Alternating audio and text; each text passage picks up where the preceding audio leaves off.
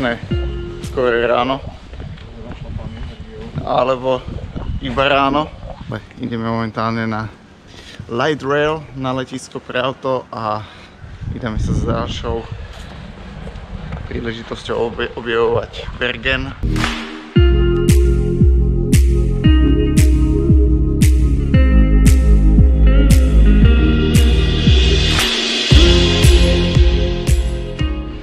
Takže začíname na 4-5, tu máš kľúčky, ty si šofér, môžeš pozrieť. A hľadáme Forda. Je to on? Je to on, toto. Fúha! Čo povedal, že to je väčšie auto? Jup, jup. Takže ako sme spokojní s autom zvonka? Máme keys? You got the keys, boy? Ja. Yes, nie je to Tesla, ale poslúžila Škoda. si dobre. Takže ideme na výlet.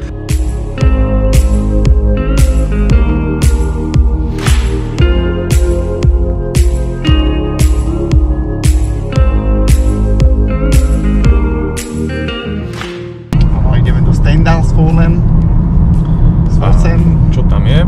Je tam pekný vodopádik, ktorý si určite ukážeme.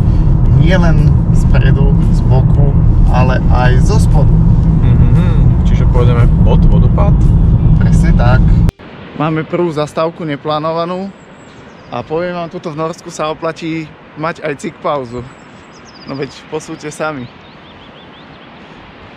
Krásny vodopádik. Trošku bližšie sa pozrieme na tento vodopád, ktorý sa, alebo táto oblasť sa volá Fosenbratte. To je proste nádhera. A poviem vám, že tu je aj teda pekná kosa. 11 stupňov, ale pocitovo to tu je oveľa horšie ako v Bergene.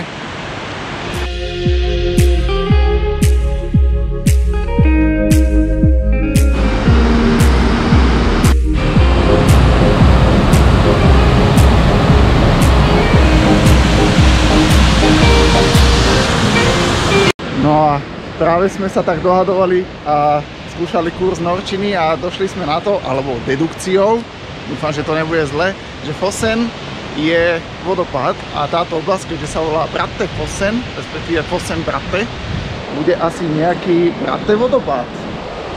That's clever. No, vyzerá to tak na našej dedukcie, ktorá nemusí byť správna. Pokiaľ to tak nebude, tak opravíme dole v popise.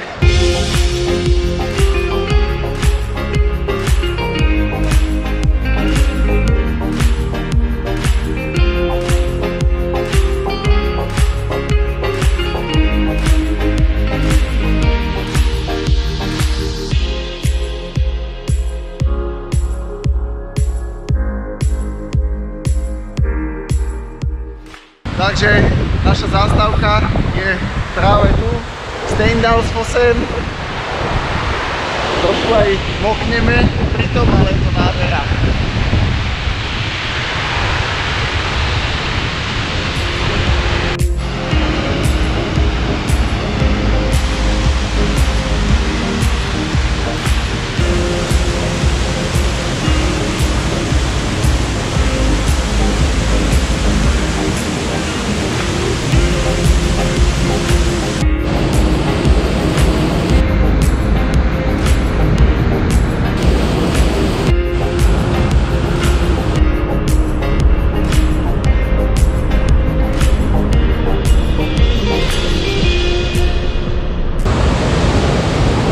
Takže takto blízko vodopádu a nie len blízko pri ňom, ale aj pod ním. Tečko, pačka.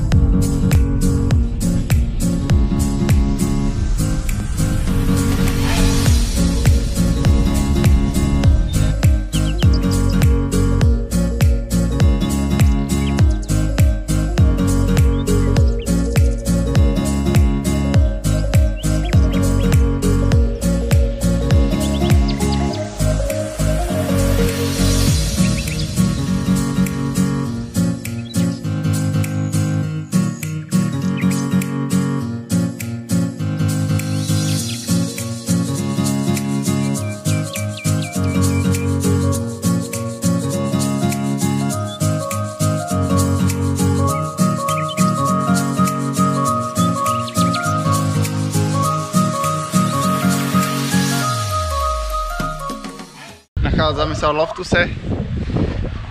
Scenéria za nami, ale to nie je až také podstatné. Podstatné je to, čo je napravo od nás, lebo tam sa zostaneme. Tam hore. A práve nám kostolná väža odbila náš ortiel. A to je 10 km dĺžky a 1 km výšky. Táto túra by nám mala trvať asi tak od 4 do 5 hodín.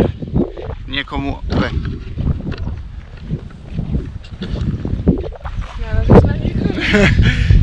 Lebo Paťka je veľká turistka. Mám veľké nohy. Nohy jak týždeň pred výplatou. Bodaj by. No. Však vlastne keď dojdeme, tak bude týždeň pred výplatou. Našťastie. Takže tak. Na nešťastie pre Slovensko výplatu. To áno. Takže môžeme ísť na ovocný trail, na Monkové schody. Môžeme ísť na walking path. Alebo nejaký run trip. To asi nedávame. Takže my sa vydáme presne sem. Po modrej.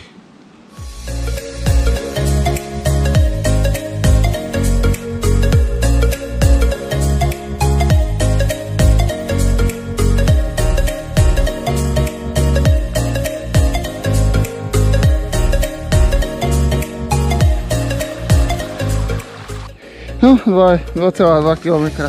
A môžeme ísť doprava alebo doľava? Hore alebo dole? Ja idem dole. Dole, dole. Okay. Čau, Pača. No, takže došlo k miernej disinformácii alebo desinformácii na tabuli. Teraz neviem, čo máme veriť. Ale veríme tomu, že to nebude takéto hardcore, jak je teraz. Paťka nás vedie ako správny líder. High leader. A my funíme ako správni padavani. Ale po hlbokom zamýšľaní pri tejto náročnej túre nám to začalo vychádzať. Ono to je normálne, že 5 hore, 5 dole. Čiže 10. Einstein!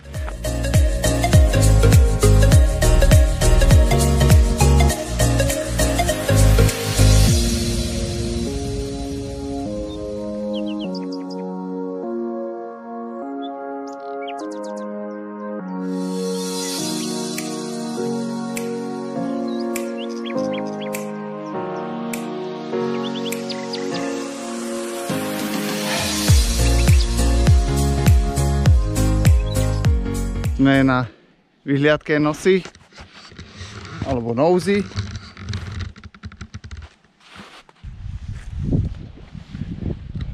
Prešli sme vlastne celú túto klukatú cestu až z dola, až tak.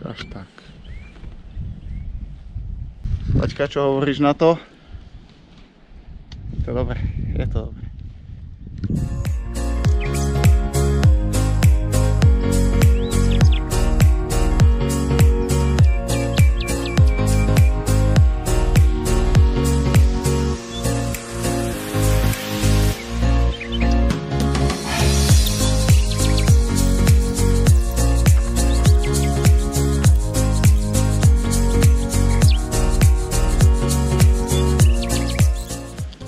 Takže toto bol výhľad Nosy a teraz ideme dole.